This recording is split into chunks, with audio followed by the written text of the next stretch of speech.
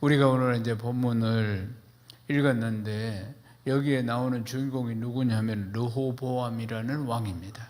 르호보암이라는 왕이에요.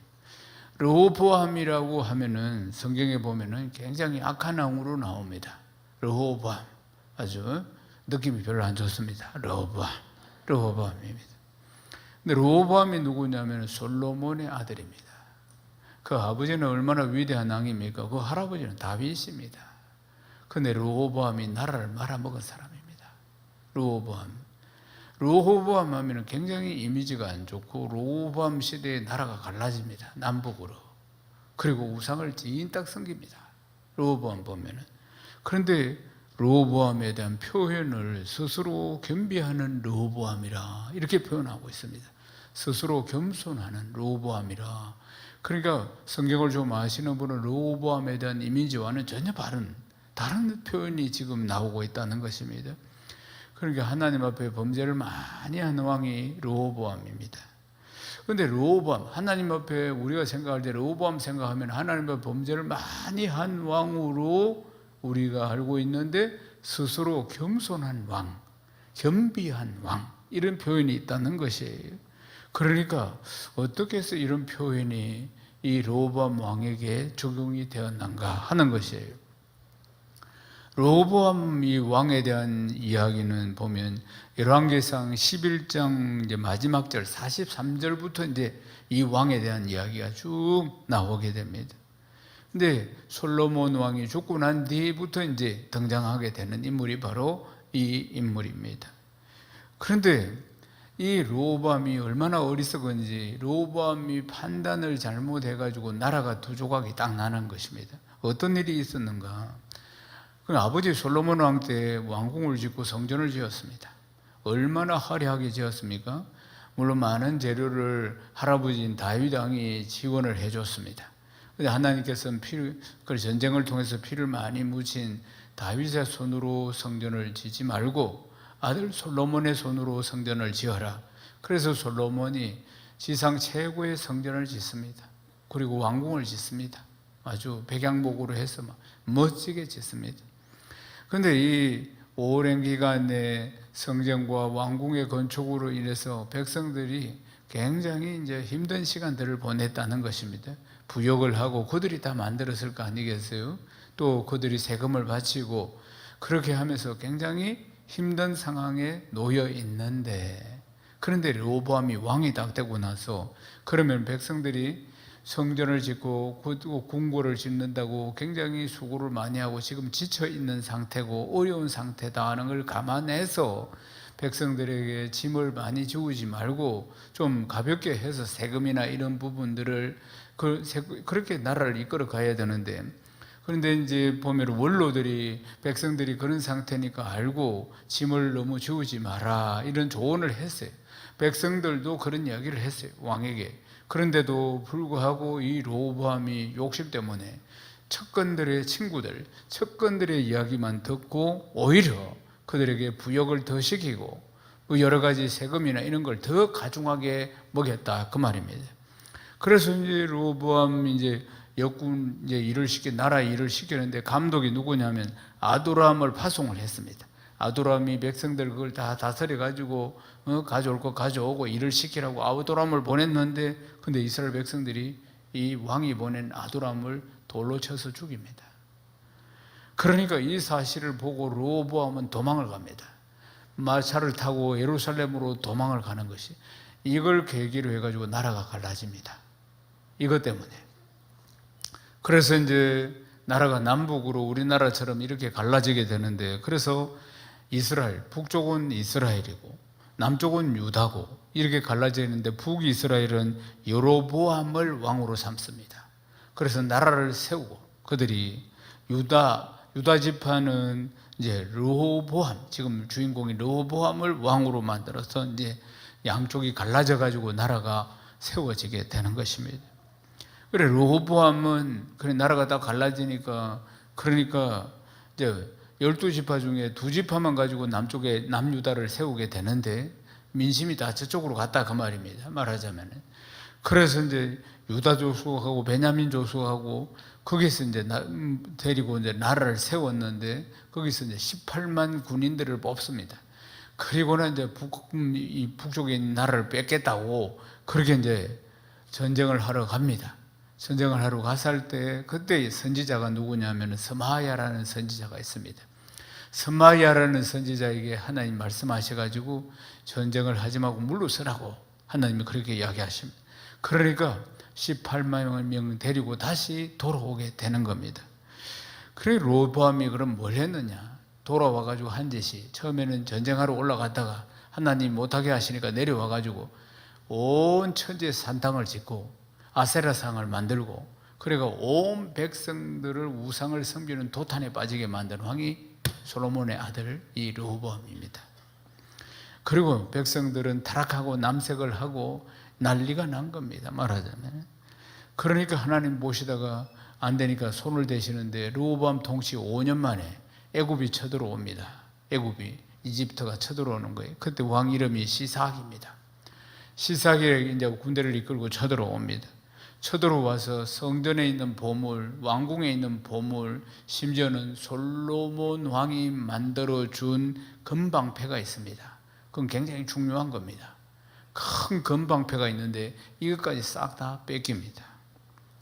그러니까 이제 완전히 이제 뭐 난리가 난 것이지 보면은 이제 이런 상황인데 르호보암과 여로보암이라고 있었잖아요.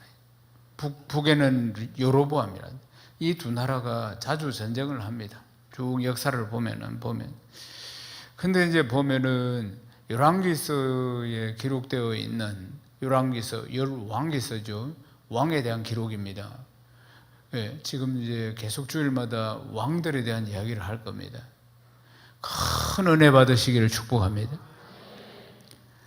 그런데 르호보암은 기록된 내용을 전부 보면은 열왕기서에 기록된 내용을 보면 악한 왕입니다. 도탄에 빠뜨린 왕입니다. 나라가 쪼개지게 한 왕입니다. 그리고 나서도 정신을 못 차리고 우상 섬긴 왕이라 그 말입니다. 근데 사랑하는 여러분, 이 열왕기상에 기록되어 있는 르호보암이 있고 또 역대하에 보면 또 르호보암에 대한 기록이 있습니다. 우리도 신약에 보면은 사복음서가 있는데 마태, 마가, 누가, 요한복음에 보면 이제 예수님에 대한 기록, 또 사도들에 대한 기록들이 있는데 어떤 성경에는 있고 어떤 성경에는 없는 것 이런 것들이 있죠. 보면은 또 보면은 조금 같은 내용인데도 보면은 표현이 조금 다른 것들도 있다는 것을 신약 성경을 보면 알 수가 있겠죠. 역대하도 역시 마찬가지입니다. 역대하도 보면은 또 역사의 기록을 왕의 역사의 기록을 한 역대하에도 보면 르호보암이 나오는데 내용상으로는 큰 차이가 없지만은 한편으로 보면은 일어난 사건에 대해서는 큰 차이가 없는데 그런데 다른 내용들이 좀 있음을 볼 수가 있습니다. 그래서 그러니까 나라가 갈라졌다, 르호보암이 패역한 짓을 했다, 그리고 또 전쟁하러 올라갔다가 다시 스마야 선지자를 통해서 다시 돌아왔다 이런 이야기들은 기록이 있는데 그런데 다른 기록들이 있는 것을 볼 수가 있습니다. 그 다른 기록이 굉장히 큰 차이를 만들어낸다는 겁니다. 첫 번째로 보면은 르호보암이 방비하는 성읍들을 건축했다. 이제 성읍들을 건축했다는 새로운 내용이 나옵니다. 역대하 11장 11절에서 12절을 함께 읽겠습니다. 르호보암이 그 방비하는 성읍들을 더욱 견고하게 하고 지휘관들을 그 가운데 두고 양식과 기름과 포도주를 저축하고 모든 성읍에 방패와 창을 두어 매우 강하게 하니라.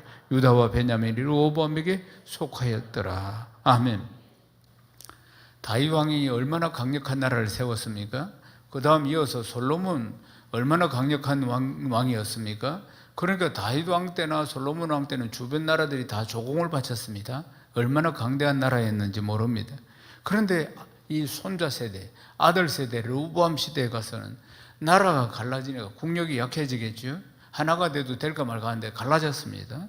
그래서 이제 유다가 남쪽 유다, 북이스라엘 이렇게 부르는데 유다 이쪽에는 이제 서쪽에는 늘 호시탐탐 노리는 블레셋이 있습니다. 남쪽으로는 뭐가 있나? 이집트가 있습니다. 결국은 이제 나중에 이집트 침공을 받게 되죠. 왕의 이름이 이제 시삭이라는 왕이 이제 쳐들어왔습니다.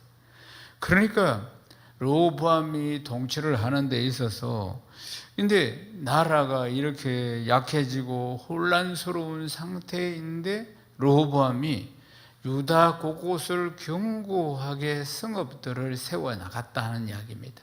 견고하게.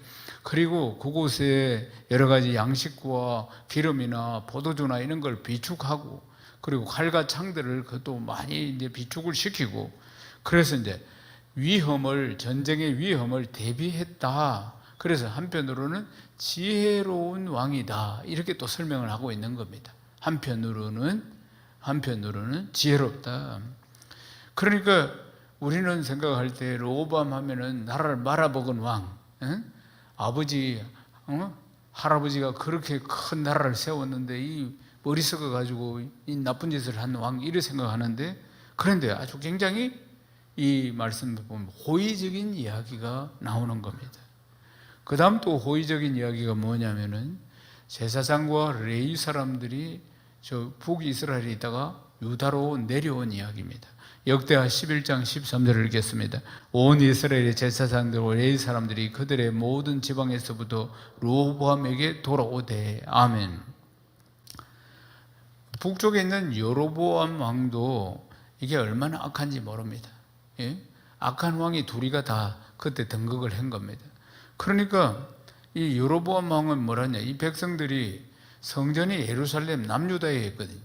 그러니까 이제 제사를 지내러 하나님께 예배드리기 위해서 예루살렘으로 내려가려고 하는 걸 막습니다. 제사 지내러 가려고 하는 걸. 그래서 베델과 단 사이에 금송아지를 만들어 놓고 여기 제사 지내라, 여기가 하나님 계신다, 이렇게 하면서 이들이 하나님 앞에 예배드리는 것을 막습니다. 이게 그때부터 우상을 섬기게 만든 사람이 바로 이 사람입니다.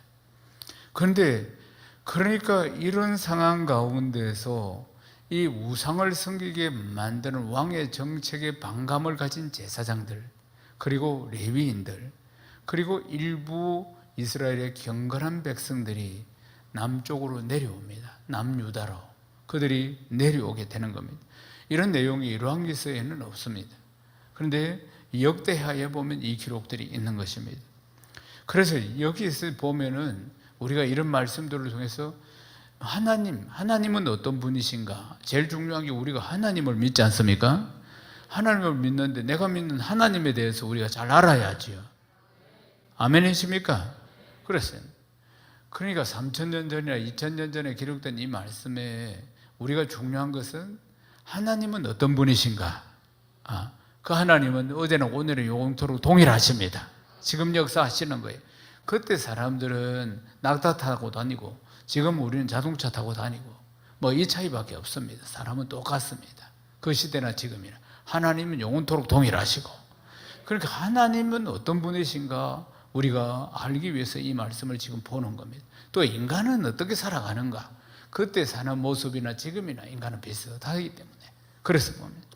이런 상황이 벌어졌을 때 또 하나님은 어떻게 하셨는가 하는 것입니다.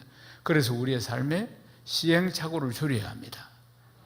아멘이십니까? 시행착오를 줄여야 돼요. 예수를 믿고 한평생 시간이 별로 없습니다. 우리 인생에 시간이 별로 없어요. 그러니까 시행착오 몇 번 하면 인생 끝나버리는 겁니다. 그러니까 남은 인생을 멋있게 살아야 안 되겠습니까? 하나님 잘 믿고 복을 받아서. 그래서 이 말씀을 듣는 겁니다. 내 인생이 우매해가지고 또 실수하면 안 되니까 잘못을 범하려면 안 된다 이 말이에요. 그러니까 하나님의 뜻이 어디 있는지 이 말씀을 통해서 볼 수가 있습니다. 하나님의 뜻은 다윗과의 약속, 다윗과의 언약에 있습니다. 그 다윗과의 언약이 어디입니까? 유다입니다. 유다. 하나님의 관심이 유다, 이 남유다에 있는 것을 볼 수가 있습니다. 그거는 왜냐? 다윗과 맺으신 언약 때문에 그런 것입니다. 여로보암의 악행, 또 르호보암, 이게 두 사람이 왕인데도 이제 비교가 됩니다. 이제 어떻게 비교가 되는가? 역대하 11장 17절 보겠습니다. 그러므로 3년 동안 유다 나라를 도와 솔로몬의 아들 르호보암을 강성하게 하였으니 이는 무리가 3년 동안을 다윗과 솔로몬의 길로 행하였습니다. 아멘. 이들이 경건한 무리들이 북이스라엘에서 우상을 섬기게 하니까 제사장들과 레위인들과 일부 경건한 이스라엘 백성들이 남유다로 내려왔어요. 예루살렘 성전에 있는 남유다로 내려왔는데 이들이 이 남유다 백성들에게 선한 영향력을 끼쳤다 이 말입니다. 이들이 선한 영향력을 끼쳤어요. 3년 동안 솔로몬의 길을 걸었다. 이게 뭡니까? 하나님을 제대로 믿는 신앙으로 갔다 이 뜻입니다.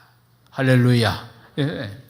다윗과 솔로몬의 길은 바로 신앙의 길, 하나님을 잘 믿는 신앙의 길을 말씀하는 거예요. 그래서 이들의 영향으로 3년 동안을 잘 믿었다. 하나님의 백성으로서 제대로 살았다. 이런 이야기인 것입니다. 그런데 이제 여기서 르호보암의 한계를 보게 됩니다. 사람이라는 게 다 한계가 있어요. 3년 동안 잘 살았다 무슨 뜻입니까? 하나님이 복을 주셔서 이 나라가 강성하게 되는 겁니다. 강성하게 되니까 이 르호보암이 교만해지기 시작한 겁니다. 르호보암이 우쭐거리고 교만해지기 시작했다고. 그 결과로 일어난 게 뭐냐? 애굽 왕 시삭의 침공인 것입니다. 침공이. 그게 이제 르호보암이 통치한 지 한 5년 만에 이제 일어난 일입니다. 근데 시삭의 애굽 왕이 쳐들어왔을 때 그 다음 르호보암이 어떤 반응을 보이는가 하는 것이에요. 역대하 12장 7절 말씀을 읽겠습니다.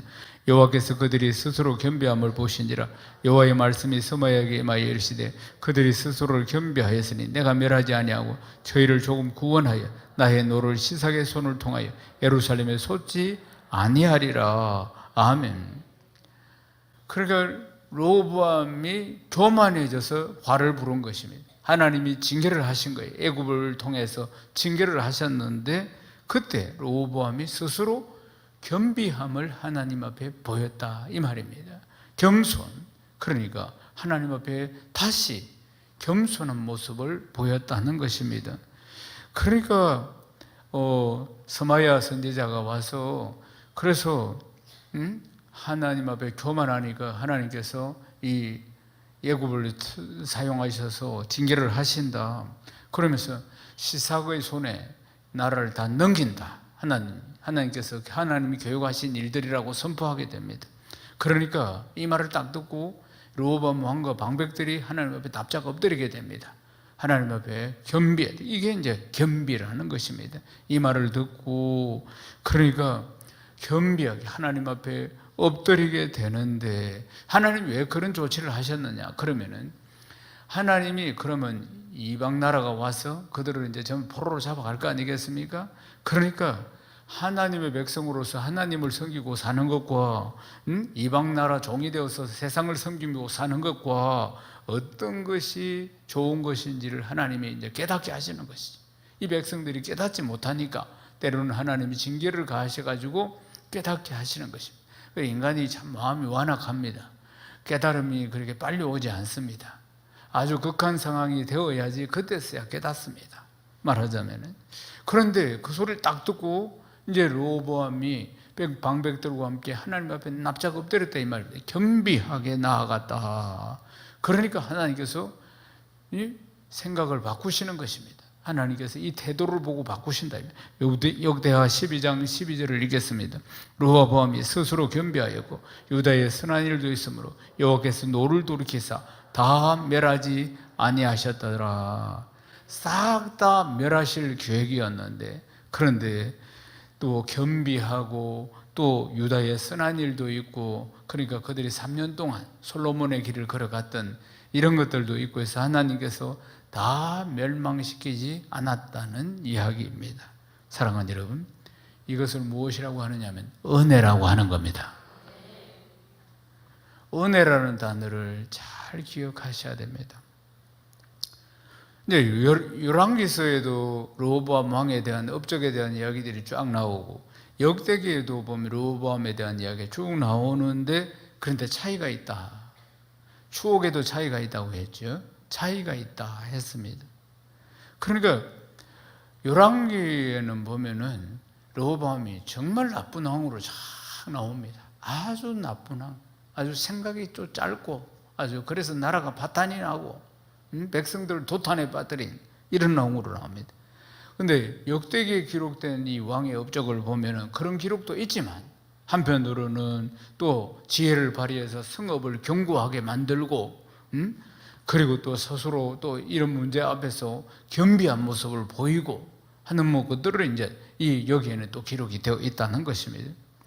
그러면 왜 이런 차이가 있을까? 한 인물에 대한 보는 관점이. 그러니까 성경학자들은 이렇게 이야기합니다. 열왕기서를 기록하는 학자들은 이 열왕기서는 선지자적인 관점에서 보았고, 선지자는 항상 책망하잖아요. 선지자는 이렇게 해라, 책망하네. 선지자적인 관점에서 보고 기록을 했고, 역대기는 제사장적 관점을 보고 기록했다, 이렇게 보는 겁니다. 그러니까 열왕기서는 비판적 시각으로 기록을 했고, 그러니까 역대하는 그러니까 제사장적 측면이니까 회복의 측면에서 그렇게 보고 이 말씀을 기록했다, 이렇게 설명할 수가 있겠습니다. 그러니까 열왕기서는 포로 시대에 서여진 성경입니다. 그리고 역대하는 포로 이후에 서여졌다, 이렇게 볼 수가 있겠습니다. 그러니까 포로 시대에 서여졌으니까 열왕기서가 왕들의 이야기들이 자기들의 역사잖아요. 포로 시대, 지금 포로로 잡혀가 있는 수십 년 동안 포로로 살고 있을 때 이 말씀이 기록이 되었으므로 그들이 왜 우리가 멸망당했는가, 왜 우리는 성전이 무너졌는가, 왜 우리는 이렇게 살아야 하는가 하는 것을 생각하게 하신 것입니다. 그러니까 그들이 한번 보십시오. 하나님의 택한 백성인데 성전도 무너지고 나라도 망하고, 그래서 포로로 잡혀왔어요. 그것도 하루 이틀은 아니고 1년, 10년, 20년, 30년 막 세월이 가고 있습니다. 그러면 부정적인 생각들이 참으로 많겠죠. 하나님이 정말 살아계시는가? 하나님은 실패하신 거 아닌가? 우리가 실패한 거 다 하나님 때문 아닌가? 하나님 우리를 버리셨는가? 이런 오만 생각을 다 하게 될 것이라 그 말이에요.